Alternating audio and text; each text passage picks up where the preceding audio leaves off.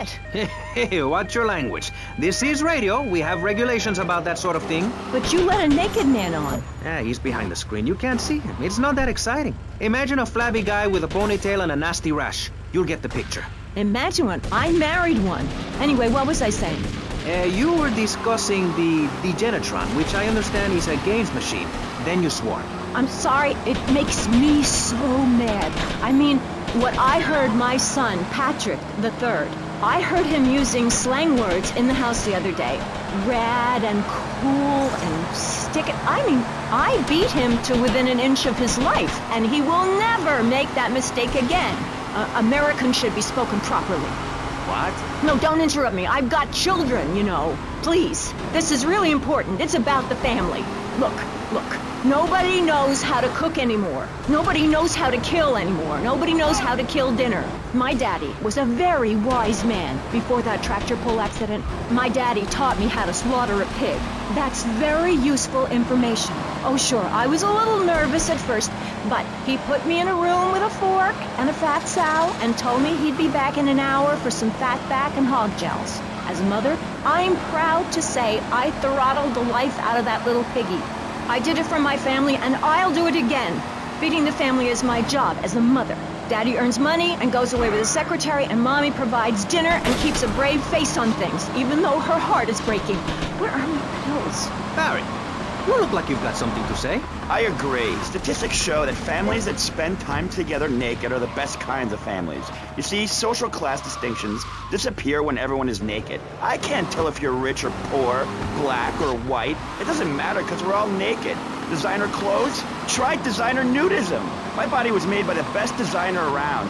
Mother Nature. That's why we're lobbying to build a naked casino in Vice City so old people can gamble naked and poor people can lose hope in the buff. It is written, chapter 23, verse 5 of my book, he that gambles his money away is a fool, but he who believes in me will go to spend eternity in space with other affluent, well-to-do people. It's that simple. Do what I say and you won't have to think for yourself. Oh, but I think it is, Pastor. We look around. Nudie clubs, discos, drinking. Do people want to be moral? Can you legislate morality?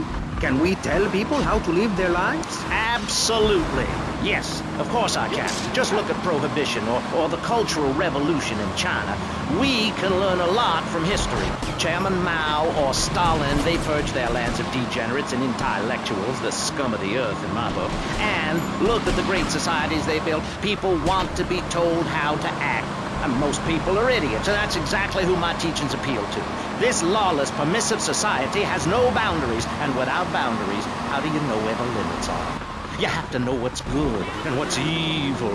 You need someone to tell you so. Single moms have obese kids, it's a fact, while rich people have a lot of guilt, unnecessarily, in my opinion. I agree. I don't think these people understand just how hard it is to potty train.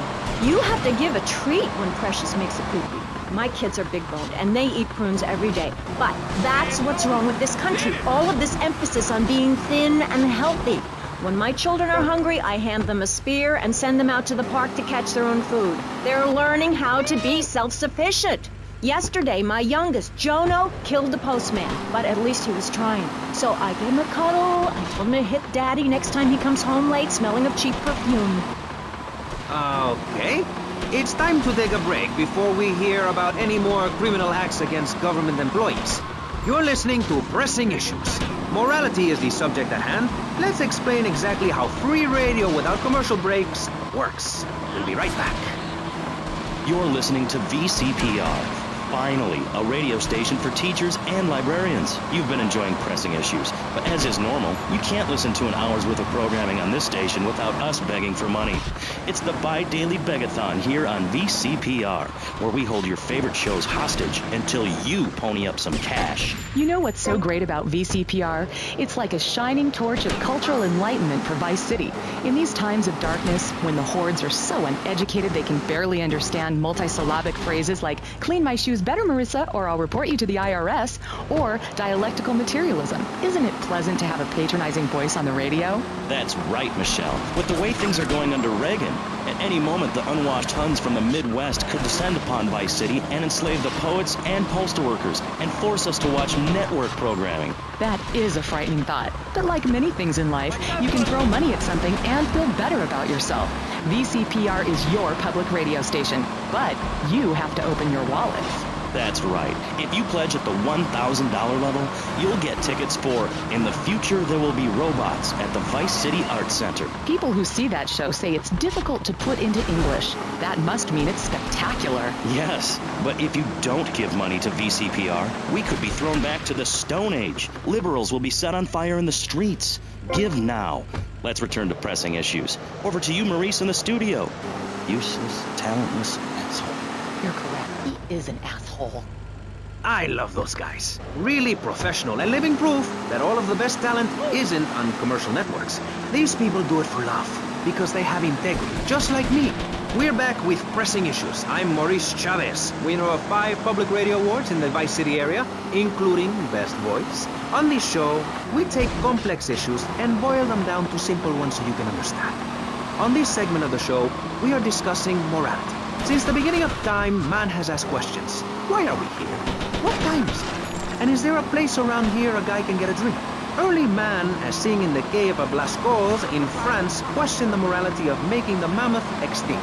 I think we all know what happened there.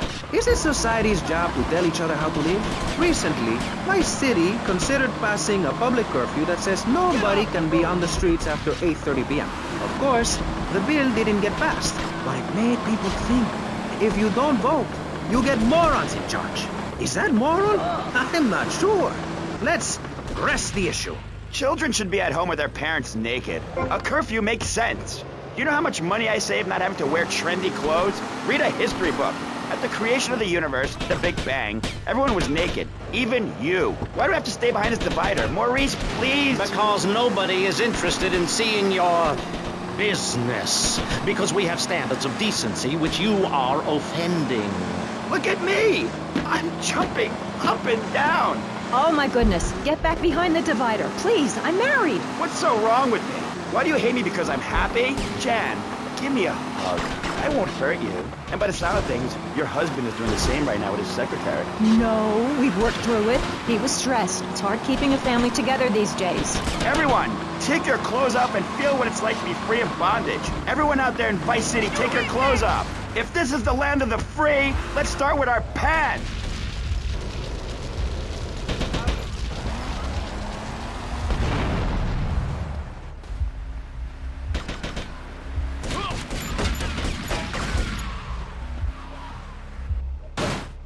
Respond to attend 21 South 5 Point.